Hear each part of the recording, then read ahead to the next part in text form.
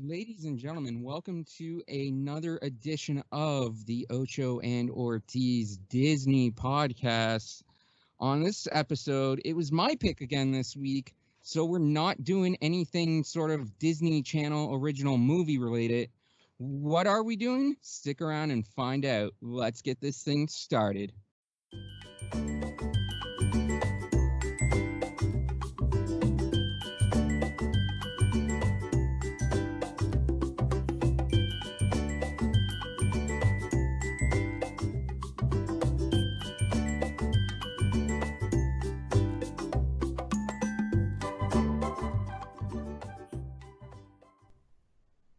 That's right, ladies and gentlemen.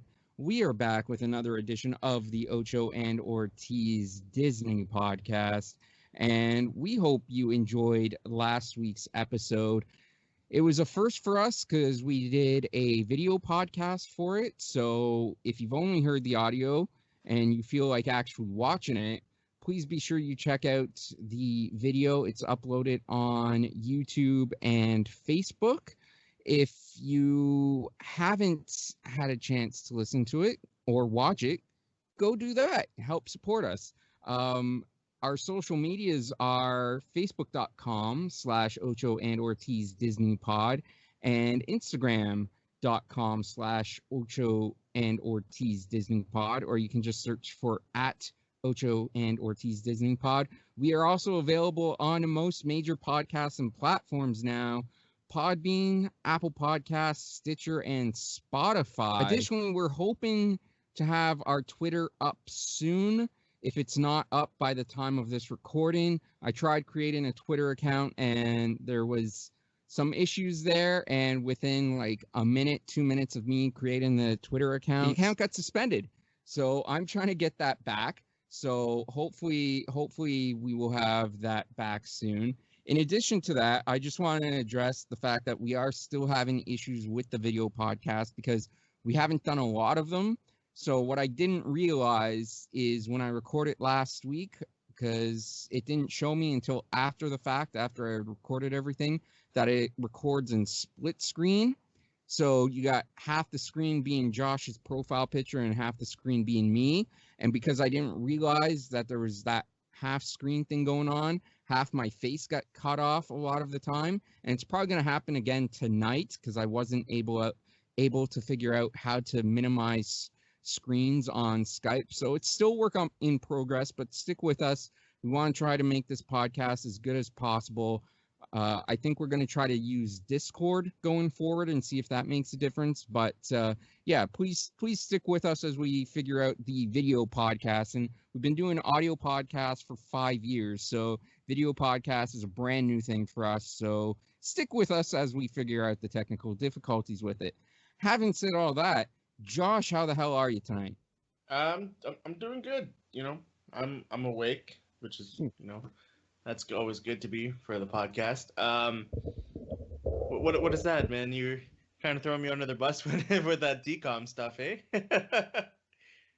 I threw you under the bus last week with it too, saying how much I hate it having to do the Descendants.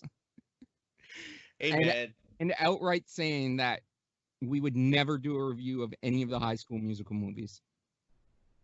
Yeah, but come on, man. Decoms are fun. I have other ones already picked for future episodes. Oh, I'm sure you do. I texted. What did I message you last night? That I don't need notes for decoms. Yeah. Yeah. No. I have ideas. I have ideas for months away too, but I have ideas. Yeah, it's gonna be fun. Oh, Dave's dying. Excuse me. Yeah, I am dying. Yeah, no, I think we all have ideas. Just got to try to figure out when we're going to do them. We're going to alternate. 1 week I'm going to pick a topic. The next week Josh is going to pick a topic. I think that's fair, and I think it'll be a good thing. We are also at some point going to open up a forum or a place for you guys to choose topics for us, because we've already had a couple people, 1 or 2 people, ask us if we're taking requests for topics. We will be in the future. Just trying to set something up for that. Ooh, I like that idea, because then they can also we could maybe decide pick topics ahead of time, we could drop a forum, leave some questions, some feedback. Yeah, that would be good. That all depends on how much of this I can figure out before COVID ends and life gets back to normal. Are you talking about with wrestling?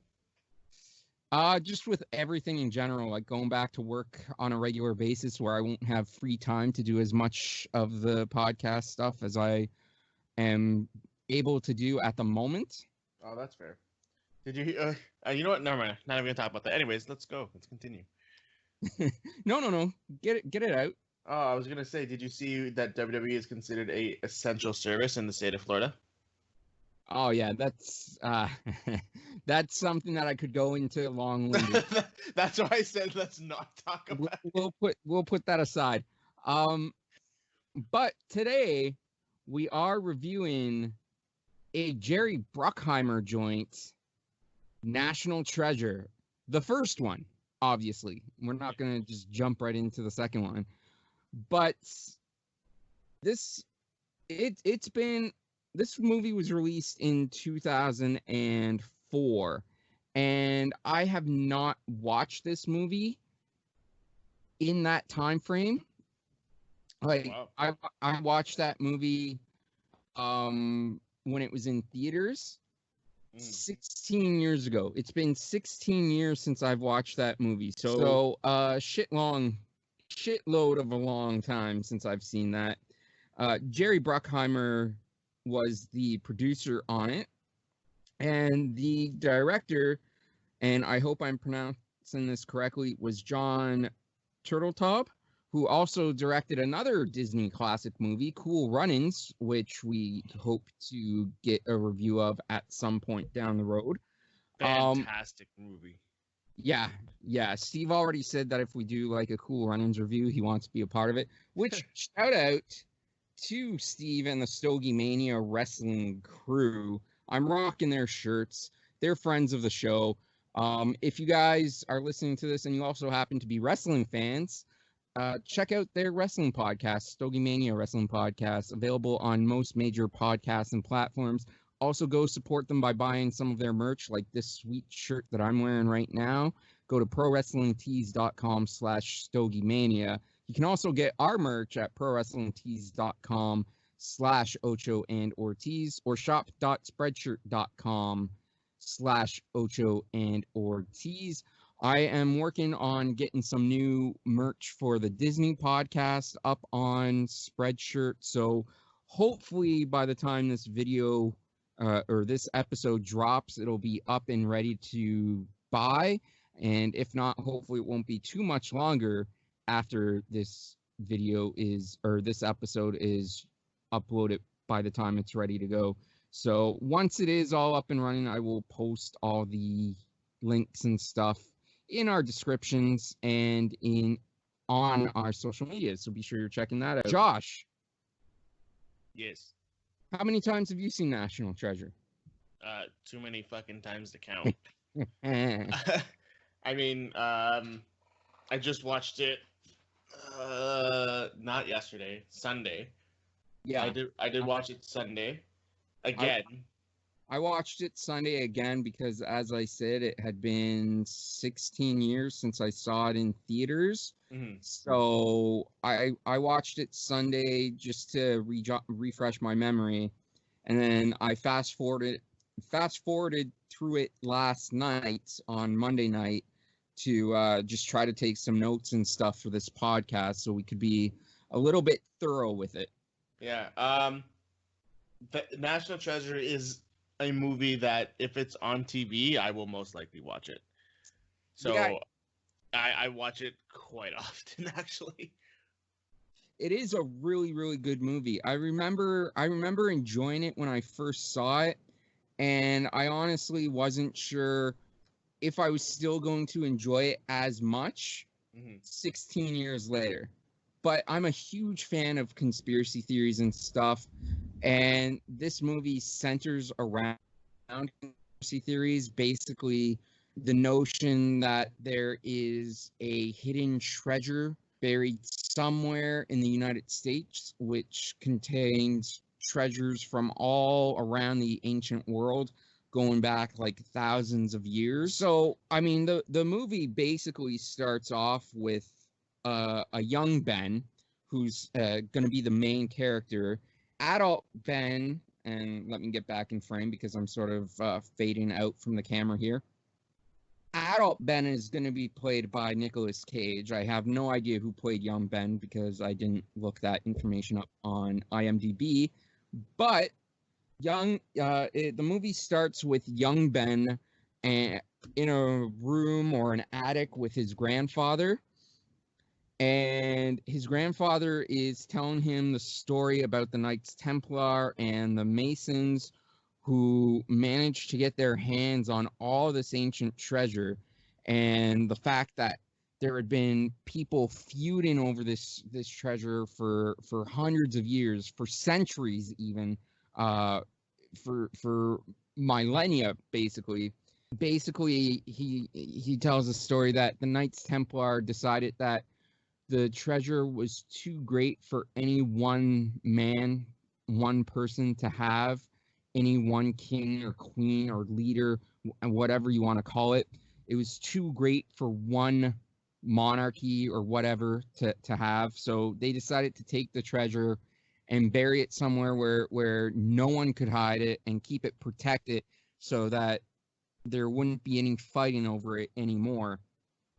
And at the end of the story, his grandfather is telling him how the Masons in America had left clues all over the country, all over documentations, all over like dollar bills and stuff with hidden meanings, hidden messages as to where to locate the treasure. And Ben's grandfather tells him that the last known clue that was given out was that the secret lies with Charlotte. And then Ben's dad, played by John Voigt, comes in and basically tells Ben to ignore all that nonsense because his family, the Gateses, his name is Ben Gates, and his family, the Gateses, have been hunting this treasure for almost a century, like going back to his grandfather's grandfather. So his dad basically tells him to forget the treasure. It's a myth. It's never going to be found. It's just a legend. People have been looking for it forever and no one's found it. It probably doesn't exist. Give up on it. Flash forward to an adult Ben on an Arctic expedition, and he is searching for a ship called the Charlotte. This is a ship that's probably about 200 years old, if not more, and it has been buried under a shit ton of ice. And I get they use metal detectors, I guess, to locate the hidden ship. I don't know how that. I guess the metal detectors are supposed to be there to help them find the coins and the treasure and everything. But in the end, that doesn't make sense because they don't actually find any treasure down there, but they still somehow manage to find the ship buried under all this ice. Anyways, they excavate it, and they manage to dig out enough of the ship that allows them access and entry inside and down below the decks of the ship. Whoops, sorry, I just hit my mic, so you're probably going to get some feedback noise from that, listeners. But basically, so they get down into the ship and they find the cargo hold, and Ben and the team of people that he's with think, okay, this is it. It's the cargo hold. This has to be the treasure. And they go into the cargo hold and they see some dead bodies of crew members. But other than that, the only other thing that they find is barrels of gunpowder. And they're opening all the barrels of gunpowder. There's nothing there. It's just all gunpowder. And they think it's a lost cause. But then Ben notices the captain of the ship holding one particular barrel. and he finds it funny that the captain would be guarding a barrel. So he goes to the barrel that the captain's guarding. He opens it up. He dumps it out a little bit, and lo and behold, there's a secret package hidden in the gunpowder. Ben opens up the package, and it turns out that it's like this ancient pipe carving, and the carving, the pipe detaches, and there's like a little shit. I can't even think of the. I'm gonna call it a codex because I can't think of the actual word that I'm looking for. But it's like a little roller codex.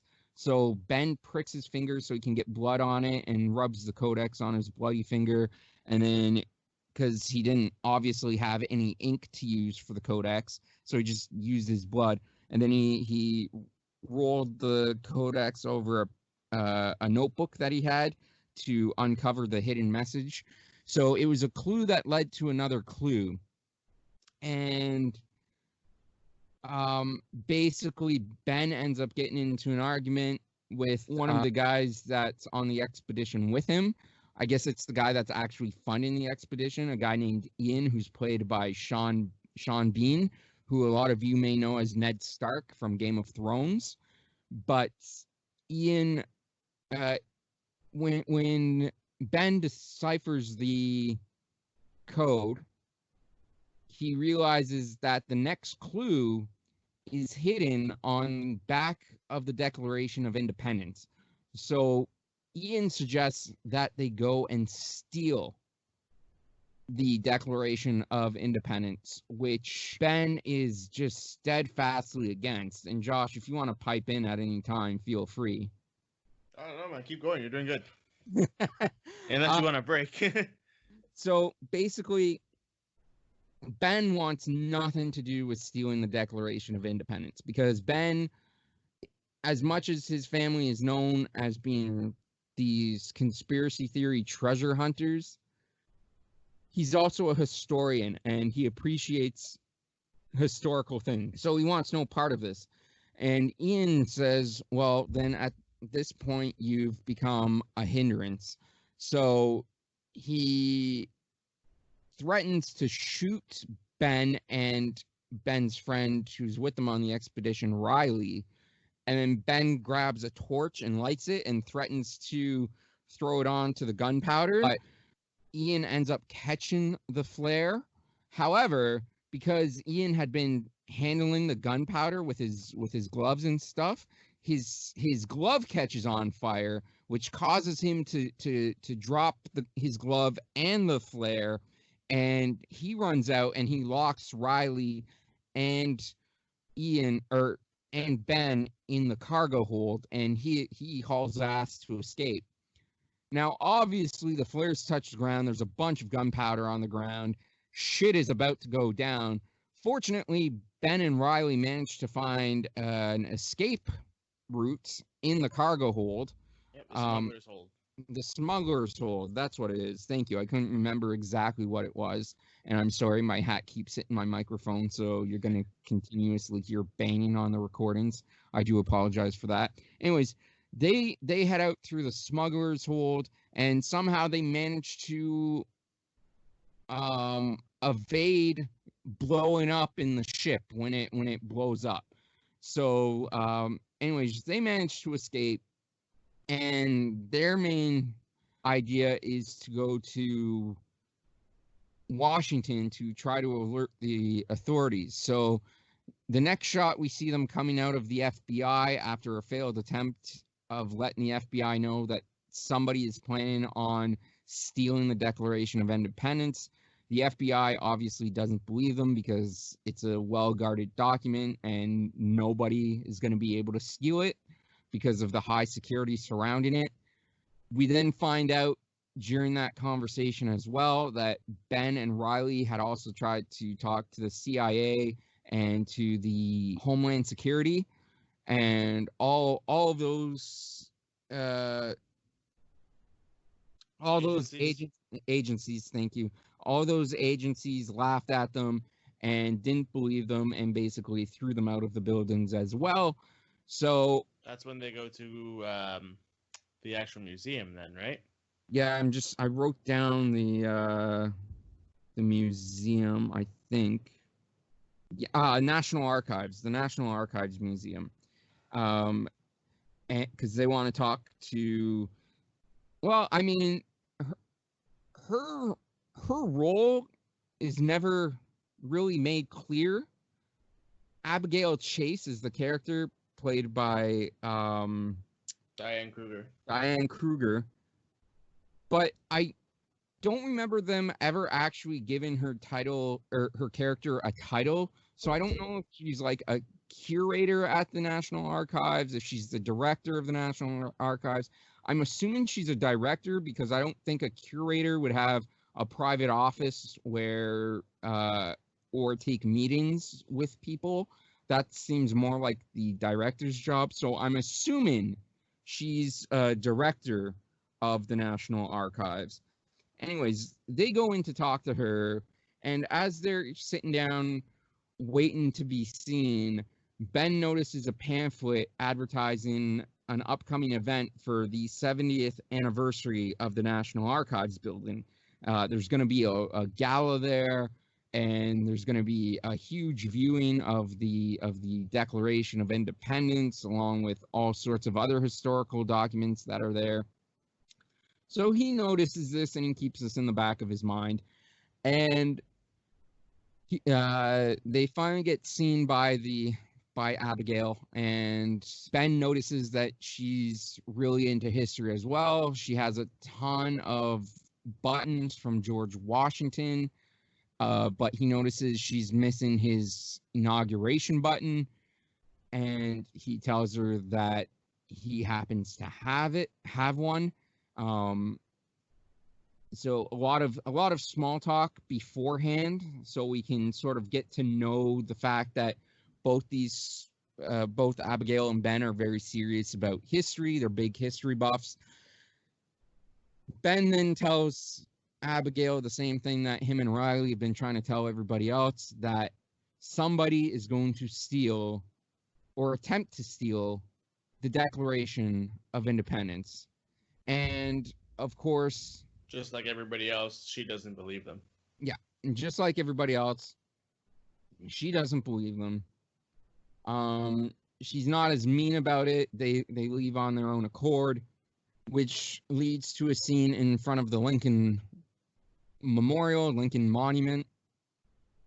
And Ben decides that in order to protect the Declaration of Independence from Ian and his crew, that Ben and Riley are going to have to be the ones that steal the Declaration of Independence. So there's this big sequence of them figuring out how they're going to do it. And then there's a montage of them like sort of doing practice runs and everything, checking the security details, working on fake badges and stuff for Ben to get in. Anyways, the night of the gala finally arrives, and Ben goes in dressed as a maintenance worker, and so he's allowed access right away. And then once he's in, he takes off the maintenance clothes, and he's dressed all nice and everything in a tuxedo. And before that, sorry, go on. I was gonna say before that, they did show a scene of Abigail getting the button. Yes, yeah, he mailed her the button. At this point, he's still using a false identity. He's saying his name is Paul, so he's still using a false identity. But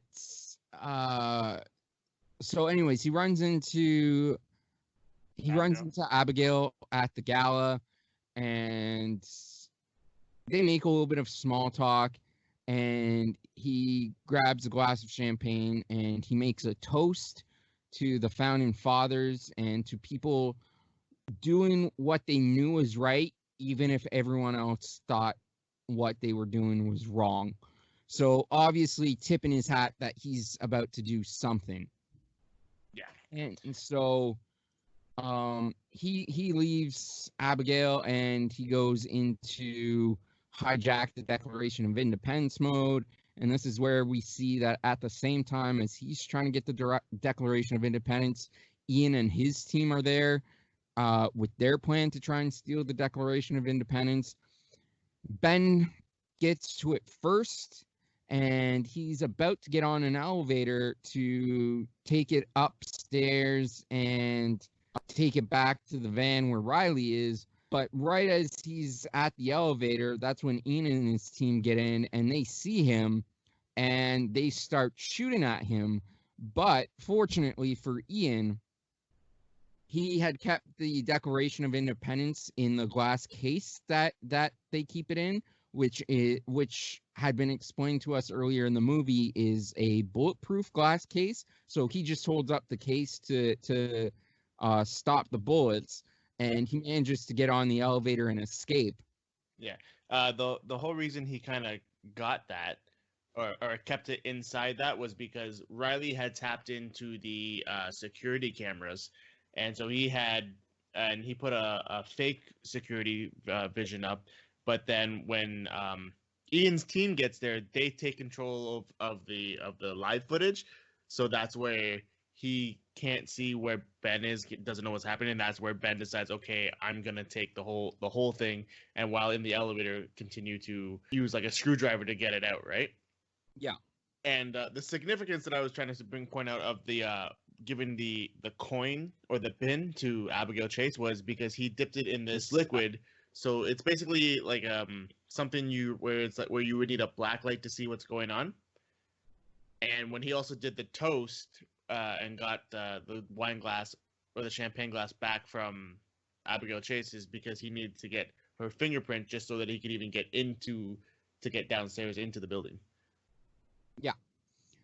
So he gets back up, and he at this point he has the Declaration of Independence rolled up and tucked away inside of his tuxedo jacket, and he's trying to leave, but then he sees Abigail, so he makes an abrupt turn, which leads him into the gift shop, and the gift shop girl assumes that he's trying to steal a replica poster of the Declaration of Independence.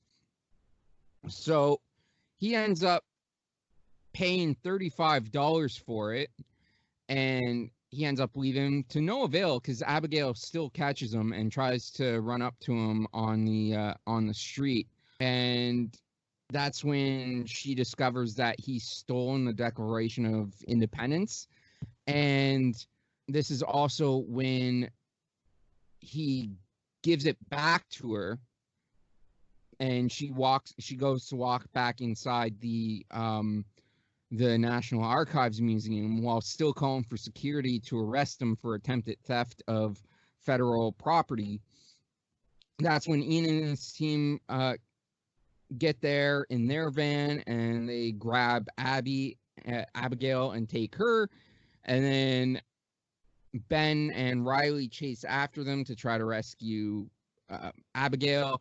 They finally manage to do so. She gets in their van, and they end up just driving off and letting Ian and his team go forward to wherever the fuck they're going. And Abigail is all worried because Ian now has the Declaration, but that's when Ben reveals that he had bought one of the souvenir Declarations of Independence in the gift shop, and he was still in possession of the actual Declaration of Independence. And then that's also when it cuts to Ian and his van figuring out that what he had was a replica and not the real thing. So obviously, with Ben stealing the Declaration of Independence, the FBI, CIA, all these government agencies were going to be all over his house. So instead of going to his house to figure out the clue, he goes to his father's house, and his father wants nothing to do with looking for the treasure. At this point, his father doesn't realize that he has stolen the Declaration of Independence. He just thinks that he has a piece of paper which contains another clue on it. So Abigail and Ben use lemon juice as a reagent to uncover the next clue. And they finally get the next clue, and they realize that in order to solve the clue, they also need parts from a previous clue, which were letters that Ben's father had at one point. And then that's when Ben's father tells them that he doesn't have those letters anymore. He donated them to the Franklin Museum in Philadelphia. The Franklin Institute in Philadelphia. So this is when Ben's dad takes a look to see what the clue was written on anyways, and discovers that they had stolen the Declaration of Independence. And Ben's father says he wants nothing to do with this. He had wasted his entire life looking for this treasure, and now Ben had completely destroyed his by stealing the Declaration. So anyways, Ben, Abigail, and Riley end up going to Philadelphia to find these letters. And then somehow, and I don't know how, but Ian and his team catch up with Ben, Abigail, and Riley. And I say I don't know how because they never saw the back of the Declaration of Independence, so I don't know how they figured out what the next clue was and how they needed to get to Philadelphia. So what happened was I think it was that blood one. I think it was remember where he had to prick his finger to look at the codex or whatever from the Charlotte. I think there was something. I remember they sort of explained it where he's looking at something where it says silence and then good, and it was they were looking at some letter or something. Ian was looking at something. He's like, "Why are these two letters?" But even with that, right? Like, Ben didn't know where the letters were until his dad told him, right? So how the fuck if Ben doesn't know that they had been donated to the Franklin Institute, how the fuck does Ian know, right? Like, I guess. Well, what he did was they Googled it, right? At that point, they searched for Silence Do-Gooder, right? Which is the name that Benjamin Franklin used as before. So they Googled it, and I guess it was one of the top searches. And so that's when they go to the museum in Philadelphia. I remember them showing the FBI FBI Googling it at Ben's house. I don't remember them showing Ian Googling it. No, I remember them. They did do like a search for that. Shut up, Dexter. But yeah, no. So Ben goes through all this elaborate stuff to find these clues and figure it out, and then somehow Ian just gets in. So he ends up going to Philadelphia, still trying to get the Declaration of Independence from Ben, Riley, and Abigail. So anyways, they discover that so they have a kid help them read the letters and break the code and everything. And they figure out through the code that the next clue is at the Liberty Bell. And so they have to go to the Liberty Bell to get the next clue. But they they end up realizing while they're in a clothes store shopping for new clothes that they have to be at the clock tower at a certain time. So Ben asks the cashier at the clothing store to see the $100 bill that he just used to pay for the clothes, and he gives her his watch for collateral. Anyways, long story short, they figure out that the time they have to be there is 2:22, and that the time right now is 3 o'clock. That's when Riley explains that when the Declaration of Independence was signed, daylight savings time wasn't a thing yet, so they actually still had time because 2:22 then would have been 3:22 in current day without daylight savings time. So they figure they still have time to go there and see it. And so they end up going to the Liberty Bell. At the same time, Ian and his crew find out that they have to go to the Liberty Bell as well. Again, they have less resources and less clues than what Ben have. So I don't know how they figured out that they had to be there at a certain time, or if they just went there to go there. But anyways, Ben discovers the next clue is hidden in a removable brick in part of the building across from the bell tower where the Liberty Bell is. So he cuts out the brick, and inside the brick is these glasses that Benjamin Franklin had created. And Ben discovers that these glasses are a way to read the invisible ink on the to decipher the code on the back of the Declaration of Independence. And so he and Abigail and Riley are setting up and reading it, and then as Ben is reading it, he realizes that they are in the exact same room where the Declaration of Independence was signed, and this was probably the first time since the Declaration has been signed that it has been in that room. So he takes a moment to appreciate the history, and as he does, he realizes that Ian's team is out looking for the clues. So he decides to split up the clues among them. So he gives Abigail the Declaration of Independence, and then he takes Benjamin Franklin's glasses because he figures that if one of them gets caught, it's better if Ian only has half the clues rather than all of the clues combined. So anyways, he gives the Declaration of Independence to Abigail. Abigail and Riley take off, and then Ben takes off in a separate direction. This leads to a huge chase scene throughout Philadelphia. They finally break free from. Oh no! Well, actually, Abigail is trying to run away from Ian, and she trips in the middle of the street, and the Declaration of Independence falls out of her hands, rolls back to Ian. Ian picks it up, and he lets Abigail and Riley go because he got all that he really wanted, which was the Declaration of Independence.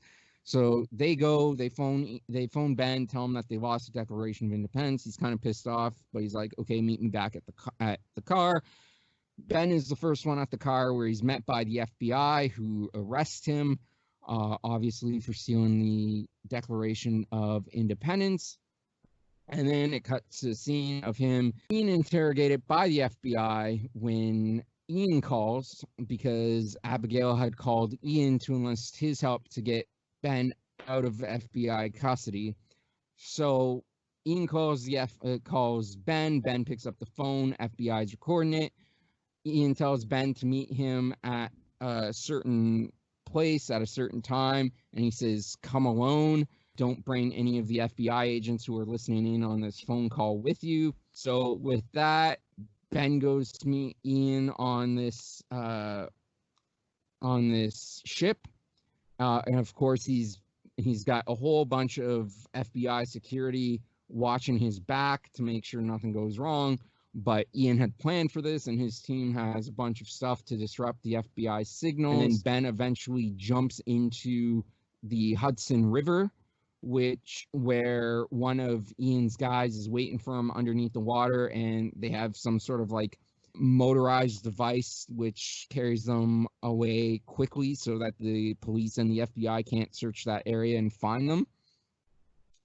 So anyways, Ian at this point obviously knows about the glasses because Abigail had told him that he needs glasses to read the map, and that was sort of her bargaining chip to get Ben free. So Ben gives Ian the glasses and all the other clues that he's figured out, and he says, okay, you can let us go. And Ben gave Ian the rest of the clues, and Ben was like, okay, you have everything, you can let us go. I've explained everything to you. And Ian was basically like, no, you're all going to help me find the treasure. And that's when he reveals that not only does he have Riley and Abigail hostage, but he also has Ben's father hostage as well. So they go into the Trinity Church because that's where Ben says the treasure is going to be. And then Ben's reading the back of the Declaration of Independence with the glasses because Ian needs him to read it to figure out the clues. And then Ben's like, okay, it's buried underneath. There's like secret catacombs underneath the church, and it's going to be in the catacombs. So they go down underneath the church into the catacombs, and they find the, I guess, burial sites of a couple of former like Freemasons. And when they pull out one of them, there's a hidden tunnel in the back.